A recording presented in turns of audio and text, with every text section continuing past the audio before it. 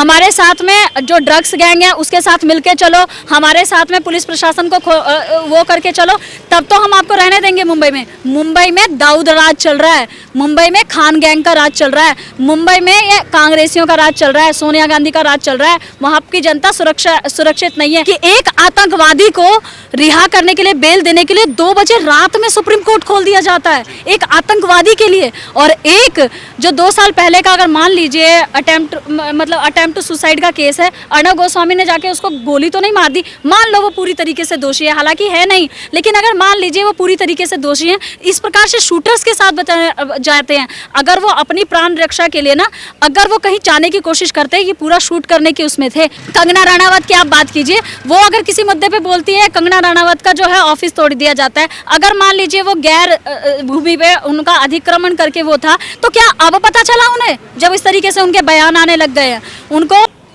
नमस्कार दोस्तों, मैं मोहित सिंह और आप देख रहे हैं भारतीय टाइम्स। और हम बात कर रहे हैं जिस तरीके से अर्णव गोस्वामी को उनके घर से उठाया गया था पुलिस द्वारा, और जो उनका रवैया था पुलिस का, मारपीट की गई उनके साथ, इससे बात करने के लिए हमारे साथ है कामनी झा जी। तो किस तरीके से देखती है मैम इस घटना को आप? पत्रकारिता पर और देश के चौथे स्तंभ पर बहुत बड़ा प्रतिघात हुआ है महाराष्ट्र सरकार, उद्धव ठाकरे सरकार के द्वारा, जिसका पुरजोर विरोध जो है देश के विभिन्न राज्यों में हो रहा है। हम भी जंतर मंतर पर 2-3 दिन बाद में हमारा प्रोग्राम बन रहा है। देश के विभिन्न राज्यों से जो सुप्रतिष्ठित पत्रकार, जो कि magazine, newspaper, news channel, web portals के हैं, वो यहाँ पर आके अपना विरोध प्रदर्शन दर्ज कराएंगे। अगर देखा जाए, पहले की बातें की जाए तो 1975 में जो आपातकाल लागू हुआ था, तो कहीं ना कहीं सेम वैसा ही तो क्यों है नहीं है? क्योंकि हमने 1975 का आपातकाल तो नहीं देखा, हमने पढ़ा है उसके बारे में, आपने साथ पढ़ा ही होगा, देखा नहीं होगा। जो अभी जो महाराष्ट्र में आपातकाल जैसा दिख रहा है, तो ये कहीं ना कहीं वैसा ही तो नहीं है? मैं आपको बता रही हूँ, इस्लामिक जिहाद और जो ये दाऊद के जो चमचे हैं ना, जैसे कि मैं नाम लेना चाहूँगी सलमान खान, उसके बाद में इनकी जो ये खान गैंग्स हैं, वार्ड वापसी गैंग्स हैं, इनका एक षड्यंत्र। जी आपको बताना चाहूँगी, पालघर में हुई साधु संतों की हत्या पर कोई भी जो है प्रखर तरीके से किसी ने उसका आवाज़ नहीं उठाया, वो सिर्फ मुद्दा दिखाया गया। लेकिन रिपब्लिक भारत टीवी ने पूरे जो मामले को लगातार कई दिनों तक, और सोनिया गांधी को टारगेट करते हुए, महाराष्ट्र सरकार को टारगेट होते हुए, उद्धव ठाकरे को टारगेट करते हुए, उन्होंने हर उस मुद्दे को दिखाया स्पष्टीकरण करके। अगर हम बात करें अभी सुशांत सिंह राजपूत केस की, अगर बात करें मनीषा वाल्मीकि केस की बात करें अगर निकिता तोमर की बात करें, इस प्रकार के मुद्दे जो कि लगातार वो उठाते रहे हैं। और बार बार, जैसा कि आपको बताना चाहूँगी, उससे 2 से 3 दिन पहले आपने देखा होगा, उन्होंने एक खुलासे की बात कही थी, फेसबुक लाइव आए थे वो, और उन्होंने कहा मैं बहुत जल्द एक बहुत बड़ा खुलासा करने वाला हूँ महाराष्ट्र सरकार, उद्धव ठाकरे सरकार का। उससे भयभीत होके आपको बताना चाहूँगी, अगर मान लो मैंने कोई काम किया और मैं अपने घर के एक जो है सक्षम नागरिक हूँ, मेरी वजह से मेरा घर चल रहा है, तो अगर मैं सुसाइड करूँगी तो अकेले सुसाइड करूँगी, या अगर मैं करूँगी तो मैं अपने मान लो मैं लड़का हूँ तो मैं अपनी पत्नी और बच्चों के साथ सुसाइड करूँगी। लेकिन अगर हम बात करें अगर सुसाइड अटेम्प्ट जो किया उनकी, तो उन्होंने अपनी माताजी के साथ में सुसाइड अटेम्प्ट किया, और उनकी वाइफ जो कि ब्याता तो लगती ही नहीं है, अपने हस्बैंड के डेथ के तुरंत बाद वो लिव इन रिलेशनशिप में चली गई। आप उनके इंस्टा को जाके चेक कीजिए, अब तो बहुत सारी फ़ोटो उन्होंने रिमूव कर ली है, बट मैंने सेव कर रखी है उनकी बहुत सारी फ़ोटो, जिसमें वो महंगे से महंगे दारू, महंगे से महंगे नशा करते हुए देखी गई हैं। बहुत अच्छे अच्छे लोगों के साथ अश्लील पिक्स उन्होंने खींची है, बगल पे हाथ रखे। क्या भारतीय नागरिक या भारतीय संस्कृति की जो महिला है, जिसके अपने पति को खोने का गम है, वो इस तरीके की चीज़ें करेगी?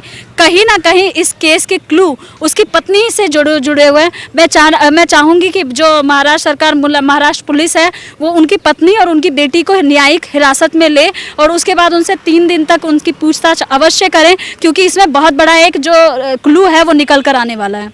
मैम बात करें, यही वो मुंबई पुलिस है जिसने एक कासाब को बिरयानी खिलाई थी जेल में, और ये अर्णव गोस्वामी के साथ इस तरीके का रवैया दिखा रही है, इसको कैसे देखती हैं आप? मैं बताना चाहूँगी, हमारा देश आज़ाद हुआ ही नहीं।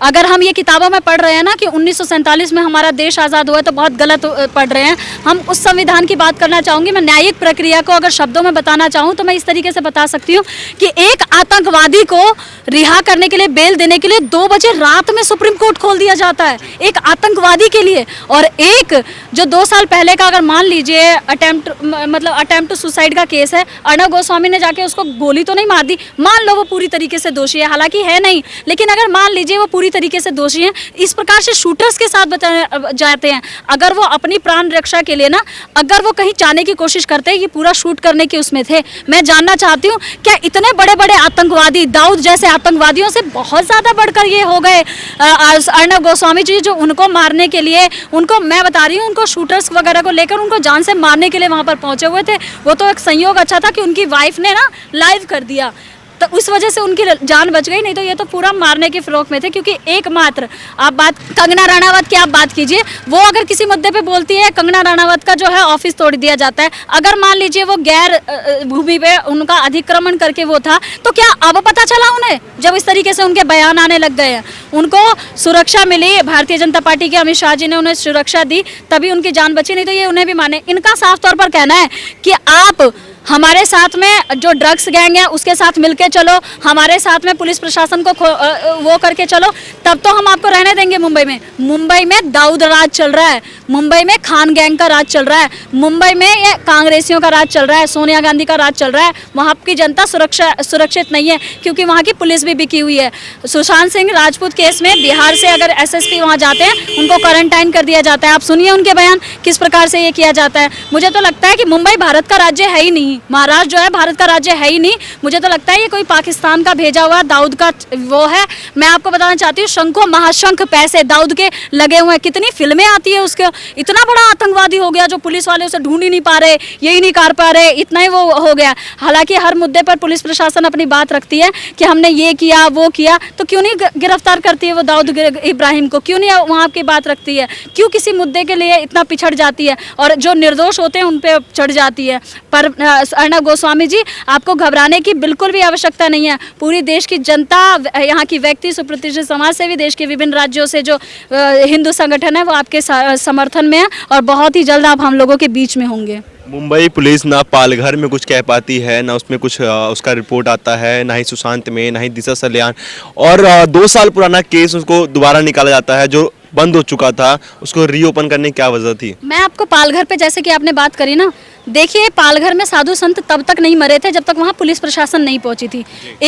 दो साधु संत 60 70 80 साल के और हाथ जोड़ते हुए पुलिस प्रशासन के साथ में, और पुलिस वाले ले मारो इन्हें, इस तरीके की घटनाएं आप वीडियो देखिए, उसमें पुलिस वालों के पीछे में वो छुप रहे हैं और वो साइड बच रही है। क्या वहाँ पर अगर मान लीजिए 40 अपराधी थी, तो क्या वो 40 अपराधी पुलिस से ज़्यादा हावी हो रही थी जो पुलिस वाले ने? अगर पुलिस वाले वहाँ ना पहुँचते तो शायद वो साधु संत अंदर अपने आप को बंद करके सुरक्षित रहते, हम लोगों के बीच में होते। लेकिन पुलिस प्रशासन ने गेट खुलवाकर, तब मैं आपको बताती हूँ पालघर नक्सली होता जा रहा है। नक्सली, वहाँ पर नक्सल आतंकवाद बहुत बढ़ता जा रहा है। धर्म परिवर्तन की बात करें तो हर जो है, जो नक्सली लोग जो है धर्म परिवर्तन को लेकर वहाँ पर बहुत हावी हो रहे हैं। ईसाई धर्म जो है पुरजोर तरीके से धर्मांतरण की ओर बढ़ रहा है। इस्लाम धर्मांतरण के अगर कहीं पे अगर बचा हुआ है तो सिर्फ और सिर्फ हिंदू और सनातन धर्म है। अभी बहुत सारी घटनाएं आते हैं वहाँ पर। नंद बाबा मथुरा की आप घटना देखिए, नंद बाबा मंदिर की, वहाँ पर 2 मुस्लिम जाते हैं, आराम से नमाज पढ़ते हैं और चले आते हैं। देखिए वो, और जब पूछा गया उनसे तो कह रहे हैं हम समरसता की बात करते हैं। समरसता तो हमारा सालों वहाँ कहाँ चला गया था जब तुम बल्लभगढ़ में एक निकिता तोमर को तुमने धर्म परिवर्तन ना करने के लिए वो कर दिया गया था। इस प्रकार की जो घटनाएं हैं ना, ये बहुत ही ज़्यादा शर्मिंदगी की तरफ से है। मैं तो कहती हूँ जहाँ भी ये इस तरीके से दिखे ना, इन्हें मारते मारते इनकी हत्या कर दो वहीं पर। और भीड़ पर वैसे भी चार्ज नहीं लगता, भीड़ एकजुट करो और इनकी हत्या करो जो हमारी बहन बेटियों के साथ में इस प्रकार के वो कर रहा है। जो अभिव्यक्ति के नाम पे देश को तोड़ने का काम करते, उनको ऐसी सजाएं क्यों नहीं मिलती? मैं बताती हूँ, अभिव्यक्ति की स्वतंत्रता केवल और केवल इस्लाम और दलितों को है। बेटियां जो है इस्लाम और दलित के, मैं दलितों पे तो नहीं जाना चाहती हूँ, लेकिन बात करिए आप आसिफा केस पूर्णतः फेक था पूरा। कोई मंदिर में कुछ भी ऐसा नहीं, कोई सीसीटीवी फुटेज नहीं, कोई कुछ नहीं, केवल और केवल मंदिर को टारगेट करने के लिए उसको वो किया गया। और अभिव्यक्ति की स्वतंत्रता, किस स्वतंत्रता की बात करते हैं? जब एक पत्रकार को पत्रकारिता करने पर वो अंकुश लगाते हैं तो अभिव्यक्ति की स्वतंत्रता है कहाँ, किसके पास?